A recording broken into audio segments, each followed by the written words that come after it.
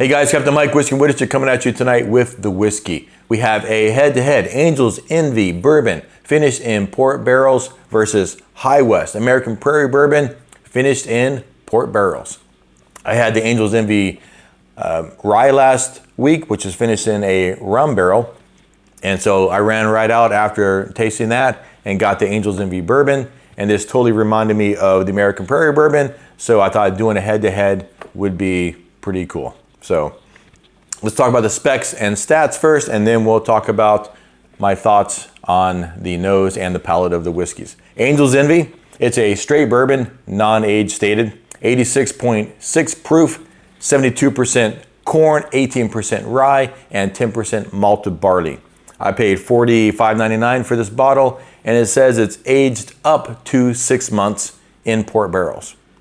The High West, this is a blend of straight bourbons, and it says 2 to 13 years old. So 98.8 proof, and we have an MGP high rye bourbon in here, 75% corn, 21% rye, and 4% malted barley.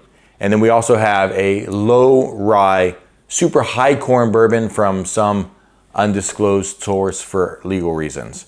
I paid $49.99 for this bottle, and my bottle was finished for 9 months in port barrels.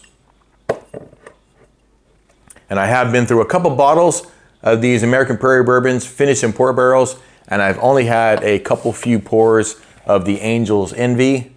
And while on paper they are fairly similar, I think, there's some differences. One of the most obvious being the proof level. But in reality, they are very different whiskeys. So let's go ahead and compare them. And I almost poured that into the bottom of the cup. And I do really like this High West American Prairie Bourbon. Okay, so let's compare the two whiskeys. The High West. I think this is one of the best smelling bourbons that I have.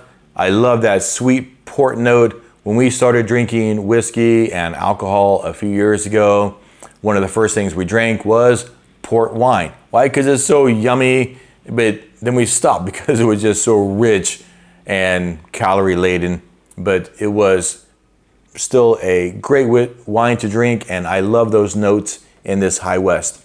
It blows right over the bourbon and just hits you right in the face, that great port wine smell.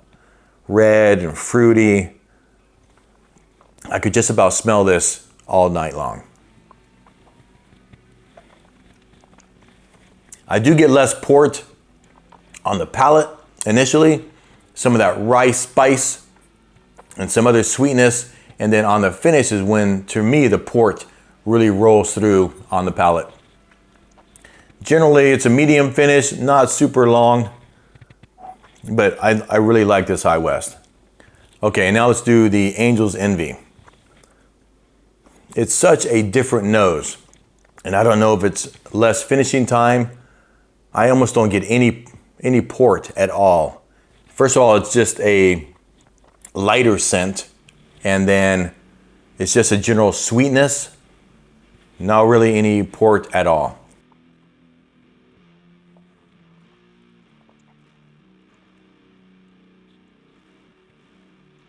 I think I get some vanilla and some oak there on the palate, and that port kind of just rolls in right on the finish, and but it's just less exciting. There's less flavor than the High West American Prairie Bourbon in the port cask.